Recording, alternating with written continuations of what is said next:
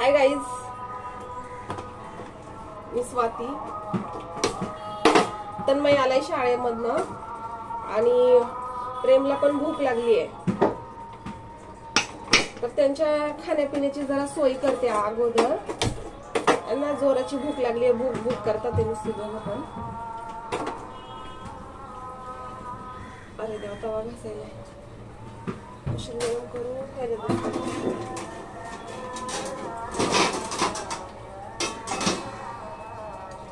तर मला तुम्हाला सांगायचंय की आता बघा, सरकारने एक नवीन योजना काढली आहे, लाडकी बहीण योजना.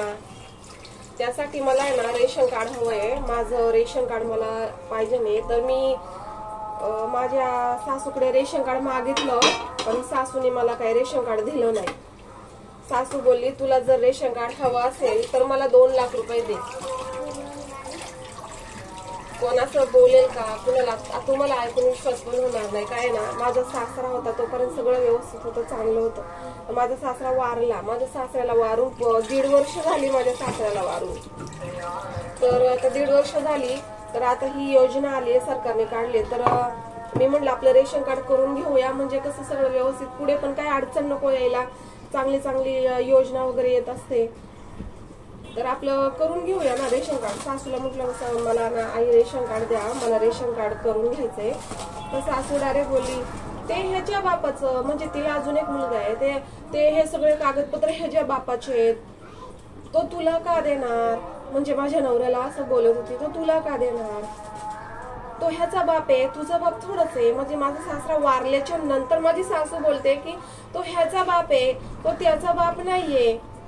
माझा सासरा होता तोपर्यंत असं काही नव्हतं बोलली. आता सासरा वारून 1.5 वर्ष झाल्याच्या नंतर असं बोलते ती. आता काय बोलायचंय? दीर आणि सासू दोघं मिळून बोलतात ते की 2 लाख रुपये दे आणि घेऊन जा, रेशन कार्ड बनव, तुला तुझं नाव खाली करून घे, असं माझ्या नवऱ्याला सांगतात ते. 2 लाख रुपये दे. आता त्याच्याच बापाचं ते सगळं, म्हणजे माझ्या नवऱ्याचा बाप आणि ह्याचा बाप एकच झाला ना. आणि सासूला हे सगळं बोलायचं होतं, तर माझा सासरा होता तेव्हा सगळं बोलायला पाहिजे नव्हतं. तेव्हा काय बोलत नव्हती, माझा मंगेश करत होती. आता पलटून पडली सासरा गेल्याच्या नंतर की तो ह्याचा बाप नाहीये, तो त्याचा बाप आहे, त्याच्या बापाची कागदपत्र तो का देणार? म्हणजे आता ह्यांना पैसे द्यायचे 2 लाख रुपये. त्यापेक्षा मी तर आता विचार केलाय की आपल्या एजंटद्वारे ना रेशन कार्ड करून घ्यावं. एजंटद्वारे रेशन कार्ड केलं की होऊन जाईल. यांना 2 लाख रुपये देण्यापेक्षा यांना थोडे पैसे घालवले की ते आपलं रेशन कार्ड आपल्याला बनवून देतील.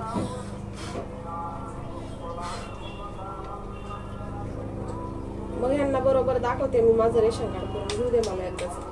मृत्यूचा दाखला वगैरे पण आम्हाला पाहिजे नव्हता सासऱ्याचा, तर नाही दिला. नाही म्हटली, ते ह्याच्या बापाचे कागदपत्र आहे, त्याच्यात तो त्याला तुला का देणार तो कागदपत्र? मग आम्हाला असंच कळलं. मग माझ्या मिस्टरांच्या साहेबांनी त्यांना सांगितलं की मृत्यूच्या दाखल्यासाठी तू त्याच्या पाया पडण्यापेक्षा तू ऑफिस मध्ये जा, तिथे जाऊन तू करून घे. कारण मृत्यूचे दाखले किती पण भेटू शकतात, त्याचं काही बंधन नाही की आता काढलाय नंतर काढू शकत नाही, असं काय नाही. तर मग आमच्या किती फेऱ्या झाल्या तेव्हा कुठं आम्हाला मृत्यूचा दाखला भेटला माहितीये. आणि मग किती त्रास झाला. पोरांना घरामध्ये ठेवून, दोघांना घरात एकट्यांना ठेवून आम्ही जायचं मृत्यूच्या दाखल्यासाठी. त्यांना सुट्ट्या भेटायच्या नाही भेटायच्या, कामामध्ये ओरडा ऐकावा लागायचा सुट्टीसाठी पण. मग हे सगळं खटपट करून कसा तरी आम्ही मृत्यूचा दाखला सुद्धा काढला. मृत्यूच्या दाखल्याच्या 5 कॉप्या भेटला आम्हाला मृत्यूचा दाखला. आम्ही काय अडून नाही राहिलो. आता आमच्याकडे मृत्यूचा दाखला पण आहे, पप्पांचं सगळे कागदपत्र पण आहे. फक्त रेशन कार्ड साठी रेशन कार्ड लागतंय, तर ते लोक द्यायला आडीबाजी करतात. पण त्यांना हे माहित नाही, त्या रेशन कार्डची एक झेरॉक्स माझ्याकडे आहे. त्या झेरॉक्स वरती माझं बोलणं झालंय त्या एजंट संग. तर ते बोलले की झेरॉक्स वरती काम होऊन जाईल, फक्त थोडे पैसे खर्च करावे लागतील. ठीक आहे, काय हरकत नाही, थोडे पैसे खर्च करून रेशन कार्ड करून घेईल. मी काय अडून बसणार नाही. कारण आता कसं आहे माहितीये का, दुनिया झुकतीये, बस झुकाने वाला चाहिए, है ना. तर घेणार मी करून. होते सगळे काम होतात, काय असं नाही, काय नाही, एजंटद्वारे काम होतात. त्या लोकांना माहिती नसेल, मी करून दाखवणार. मी माझं रेशन कार्ड करून घेणार, पण बाबा खरंच जे काय आपल्यासोबत वाईट होत असते ना ते चांगल्यासाठीच होत असतं. आता मला चांगलं कळायला लागले. हे वाईट दिवस येतात ना ते लोकांची खरे चेहरे दाखवण्यासाठीच येत असतात. आता मला चांगलं समजलंय. आणि आता कसं माहितीये का, त्या लोकांना हे माहिती नाहीये अजून की आम्ही मृत्यूचा दाखला बनवून घेतलाय. कारण त्या लोकांना काय वाटत होतं माहितीये का, लोकांना वाटत होतं की मृत्यूचा दाखला जरी डबल बनवायचा असेल तरी पण ज्यांचा मृत्यूचा दाखला बनवायचा त्यांची कागदपत्र लागतातच ना, आधार कार्ड वगैरे काय काय असेल ते लागतं. ते सगळं होतं आमच्याकडे, सगळं होतं पप्पांचं आमच्याकडे. फक्त न्याय ते रेशन कार्ड बस, बाकी त्याची झेरॉक्स वगैरे सगळं होतं. त्यांना हे माहिती नव्हतं. तर त्यांना असं वाटलं, त्या मूर्खांना असं वाटलं की ह्यांच्याकडे काहीच नाहीये पप्पांचं कागदपत्र, त्यामुळे हा काय मृत्यूचा दाखला काढू शकत नाही, ह्याला काय मृत्यूचा दाखला भेटत नाही, याला शेवटी पाय पडायला इथं यावंच लागेल, असं त्या मूर्खांचा गैरसमज होता. पण आता कळेल त्यांना मूर्खांना की हळूहळू कळेल. मी तर काही सांगितलं नाही आणि सांगणारही नाही. एक दिवस जेव्हा त्यांना कळेल तेव्हा त्यांच्या पायाखालची जमीन सरकेल तेव्हा त्यांना कळेल. तर बघू आता हे पण लाडकी बहीण योजनेची पण एक मुदत आहे. त्या मुदतीपर्यंत जाऊन आपल्याला सगळी खटपट करायची, तेव्हा कुठे आपल्या अकाउंटमध्ये पैसे येणार आहेत. तर बघू आता मी यांना सांगणार आहे माझ्या मिस्टरांना की एक सुट्टी घ्या, आपण रेशन कार्ड साठी एकदा जाऊन येऊया. कारण हे जेव्हा गेले होते रेशन कार्ड साठी तेव्हा ते एजंट बोलले होते की आता इलेक्शन चालू आहे, इलेक्शन झाल्याच्या नंतर तुम्ही एक फेरी मारा. आता इलेक्शन होऊन गेलेली आहे, तर आता ह्यांना सांगायला हो जाऊन या एकदा, किंवा मी पण जाईल ह्यांच्या बरोबर. कारण आता मला पण घाई लागली रेशन कार्ड करून घ्यायची. एकदा रेशन कार्ड झालं ना मग आम्ही निवांत झालो, मग काय टेन्शन नाही आम्हाला. मग आमच्याकडे सगळं काय आहे, सगळी कागदपत्र आहे, मग काय नाही, एक रेशन कार्डच राहिलंय फक्त तेवढंच. तर तुम्हाला पण जर कुणाला काय असं म्हणजे माहिती असेल की काय करायचंय काय नाही करायचंय, तर म्हणजे काय करायचं काय नाही, म्हणजे की मला रेशन कार्ड करून घ्यायचंय ना, मग त्याच्यासाठी एक झेरॉक्सच आहे फक्त रेशन कार्डची, त्याच्यावरच करून घ्यायचंय. तर होईल का, तुम्हाला काय वाटतंय, होईल का माझं रेशन कार्ड एजंटद्वारे? कारण असं तर काय होऊ शकत नाही. मी प्रयत्न केलेले आहेत, मी भरपूर प्रयत्न केले, असे काय होऊ शकत नाही ते.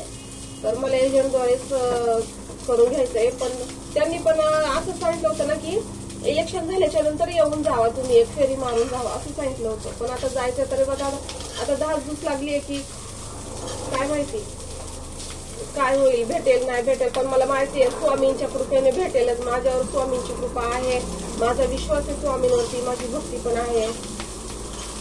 तर तुम्ही पण मला सांगा की मला रेशन कार्ड करून भेटेल का माझं? माझी 2 लहान मुलं आहेत.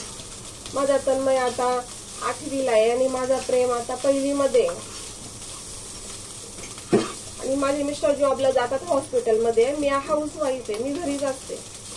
कारण मला कामाला जायला वेळच भेटत नाही. मला माझ्या मुलांचं उरकायचंय, दोघांचं पण उरकायचंय, घरातलं सगळं करायचंय, मिस्टरांचा डब्बा आहे घरातली. मला माझ्या स्वतःसाठी पण व्यवस्थित वेळ नाही देता येत. त्यामुळे मी पण काही आता सध्या तरी नाही जाऊ शकत. कारण प्रेम स्वतःच्या हाताने शी पण नाही देऊ शकत. मला त्याची शी धुवावी लागते, त्याला खायला प्यायला सगळं मलाच द्यावं लागतं, त्याचं सगळं करावं लागतं, त्याला ट्युशनला सोडायला सुद्धा मला जावं लागतं. त्यामुळं मला काही वेळच भेटत नाही माझ्या स्वतःसाठी. तर मला तेच रेशन कार्डचा विषय बोलायचा होता. तर तुम्ही मला तेवढं सांगा की होऊ शकते का? जर ऐकलं की मग बरं वाटते. तशी माझी एक वहिनी आहे, तिच्याशी बोलले मी. ती वहिनीने माझ्या त्या वहिनीने पण तसंच करून घेतलंय. वहिनी बोलली ताई तुम्ही काय टेन्शन घेऊ नका, होऊन जाईल तुमचं ते काम. कारण वहिनीचं पण झाले काम एजंटद्वारे, तर मग माझं पण होऊन जाईल एजंटद्वारे काम. वहिनीने तर दिलासा दिलाय मला, जरा बरं वाटलं ऐकून. पण तुम्हाला पण काय वाटत असेल तर सांगा तुम्ही, प्लीज सांगा. तर एवढं सांगायचं होतं. आता जेवण गरम करून झाले, पोरांना जेवायला वगैरे देते दोघांना पण. Thank you, bye.